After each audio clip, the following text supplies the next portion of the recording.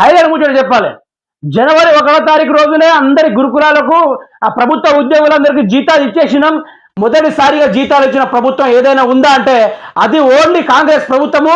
నేను గర్వంగా మీసం మిలేసి పేగులు మెళ్ళలో వేసుకొని చెడ్డులు ఊడబిక్కొని చెప్పే ముఖ్యమంత్రి అని చెప్పిన రేవంత్ రెడ్డి ముచ్చటేందో చూద్దాం. ఇక సీఎం ఇంటి ముందు ఆందోళనలు, జీతాలు చెల్లించారంటూ స్టాఫ్ నర్సులు, న్యాయం చేయాలంటూ గురుకుల అభ్యర్థులు.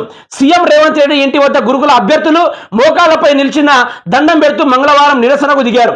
గురుకుల నియామకాల్లో అవకతవకలు జరిగాయని, గురుకుల బోర్డు వల్ల తాము నష్టపోయామని వాపోయారు. బోర్డు తప్పిదాలతో సరైన పద్ధతిలో నియమ ప్రక్రియ జరగకపోవడంతో ఒక్కొక్కరికి 3 ఉద్యోగాలు వచ్చాయని ఆందోళన వ్యక్తం చేశారు. ఇప్పటికైనా సరైన నిర్ణయం తీసుకోవాలని విజ్ఞప్తి చేశారు. బోర్డు చేసిన తప్పులను తమపై రుద్దొద్దని, తమకు న్యాయం చేయాలని కోరారు. గదే ముచ్చట్ని చూసుకుంటే మాత్రము ఈడ చూడండి, సీఎం ఇంటి ముందు ఆందోళన. మరి పట్టించడానికి వచ్చినా నాది ప్రజాపాలన, ప్రశ్నించే వాళ్ళు కానీ సమస్యలు ఉన్నవారు కానీ నా ముందు ఇలా అవపడితే మాత్రము నేను దాన వీర కర్ణ సూర అన్నీ అయిపోయి శివి చక్రవర్తి లెక్క తుడలు కోసినట్టుగా నా గుండెగా కోసి పెట్టేస్తాను మీకని చెప్పిన ముఖ్యమంత్రి యాడా. నిన్న గన్నిగాను ధర్నాలు చేస్తుంటే ముఖ్యమంత్రి యాడా చూద్దాం. జీతాలు చెల్లించాలంటూ స్టాఫ్ నర్సులు. మరి జీతాలు 1వ తారీఖు రోజునే ప్రభుత్వ ఉద్యోగులందరికీ జీతాలు ఇచ్చినాహో, నానాటి పాలన ఎవరు చేయలేదాహో. నేనే ముఖ్యమంత్రిగా, నేనే మొదటి అవతార పురుషుణ్ణి, నా లెక్క ఎవరు పరిపాలించాలని చెప్పిన ముఖ్యమంత్రి రేవంత్ రెడ్డి 1వ తారీఖు ప్రభుత్వ ఉద్యోగాల జీతాలు యాడికి బా, ఎవరి జేబులకు బా? వీళ్ళ జేబులు వేసినావా, నీ జేబులు వేసుకున్నావా, పక్కనికి ఫోన్పే చేసినావా, ఏం చేసినావు ముఖ్యమంత్రి రేవంత్ రెడ్డి? మరి ఇక్కడ జీతాలు చెల్లించాలంటూ స్టాఫ్ నర్సులు నీ ఇంటి ముందు మోకాళ్ళ మీద దండం పెట్టుకుంటూ ధర్నా చేస్తూ ఉంటే మరి 50 అనుకున్నావు, వాళ్ళు మీ కళ్ళకు అవపడతలేరా? ప్రజాపాలన అంటివిగా, ప్రజలు ప్రశ్నిస్తే సమాధానం ఇస్తా అంటివిగా, మరి ఆడికి పోయినావు? న్యాయం చేయాలంటూ గురుకుల అభ్యర్థులు, ఆ గురుకుల పోస్టుల అవకతవకలు ఒక్కొక్కరికి 3 ఉద్యోగాలు వచ్చినప్పటికీ మరి దాన్ని పట్టించుకోపోయా ముఖ్యమంత్రి రేవంత్ రెడ్డి. మరి కొత్త ఉద్యోగాలు భర్తీ చేస్తాను, మరి ఉన్నోనికే 3 ఉద్యోగాలు ఉంటే కొత్త ఉద్యోగాలు యాడ్ నుంచి వస్తాయి ముఖ్యమంత్రి రేవంత్ రెడ్డి గారు. మనకు ఇవన్నీ అవసరం లేదు అనుకుంటా. మనకి ఏం కావాలి?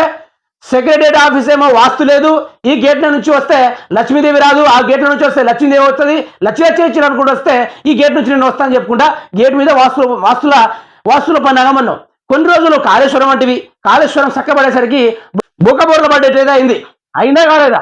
మరి అయినప్పటికీ మళ్ళీ కొన్ని రోజులు కేసీఆర్ మీద పాటలు, మరికొన్ని రోజులు వేరే వీళ్ళ మీద పాటలు. ఒక్కడి చెప్తున్న రేవంత్ రెడ్డి విను. ఇప్పుడు ఏపీలో ఉన్న పవన్ కళ్యాణ్ ఒక జర్నలిస్ట్ అయితే ఏమని అడగాలంటే, మీ ప్రతిపక్షం వారు మీ పైన ఈ విధంగా బూతుల పురాణం పాట పాడారు కదా, మీరు డిప్యూటీ సీఎం అయ్యారు కదా, మీరేం చేస్తారని పవన్ కళ్యాణ్ ఒక జర్నలిస్ట్ అడిగితే దానికి పవన్ కళ్యాణ్ ఏం సమాధానం చెప్పాడు తెలుసా? అది గతం గత ఆంధ్ర రాష్ట్ర ప్రజలు నన్ను ఏరి కోరి 21 సీట్లకు 21 సీట్లు మెజారిటీతో గెలిపించారు. అలాంటి ప్రజలకు ఇక్కడి నుంచి నేను ఏం చేయాలని ఆలోచిస్తూ నా యొక్క పనులను ఇంప్లిమెంట్ చేసుకుంటూ ఓటేసిన ప్రతి ఒక్కరిని సాటిస్ఫై చేయడానికే నేను అధికారంలోకి వచ్చాను. ఎవరో తిట్టారని ఏమో చేశారని వారిపైన దుమ్ము నేను పోసుకుంటూ ఉండలేను, వారికి లేని బుద్ధి నాకు గెలిపించుకోలేనని చెప్పాడు. గది ముఖ్యమంత్రి డిప్యూటీ సీఎం ఆయన ఆ విధంగా డిసిజన్ తీసుకుంటే నా తెలంగాణ ముఖ్యమంత్రి రేవంత్ రెడ్డి ఇంకా ప్రతిపక్షం మీద పాటపాడు, సెక్రటరీ వాస్తు బాగోలేదని దాని మీద ఏడుచుడు, ఇంకా ఉద్యోగాలు ఇచ్చేసినని చెప్పుడు, పేర్లు మార్చడం పైన అన్ని బొగడా ముచ్చట్లు చెప్పడానికి అయితే సీఎం రేవంత్ రెడ్డికి బాగా ఓపిక ఉంటుంది. నా తెలంగాణ రాష్ట్ర ప్రజల్లోని జీతాలు ఎవరైతే ప్రభుత్వ ఉద్యోగులు ఉన్నారో వాళ్ళకి జీతాలు చెల్లించడం లేదు, గురుకుల పోస్టులను వారిని సవరణ చేసి నీటిగా వారిని కేటాయించి బదిలీలు చేయడం జరగడం లేదు. మరి గీయని మన సీఎం ముఖ్యమంత్రి రేవంత్ రెడ్డికి అవసరం లేదు. సార్కి కావాల్సింది వాస్తులు మార్చడము, తెలంగాణ రాష్ట్ర పేరు మార్చడము, లోగో మార్చడము, అవన్నీ మార్చుకుంటా రాష్ట్రాన్ని ఆగం చేసుడు తప్ప ముఖ్యమంత్రి అధికారంలోకి వచ్చి 6 నెలలు అయినప్పటికీ ఇంకేం చేస్తాడో చూసుకుంటా ఉందాము.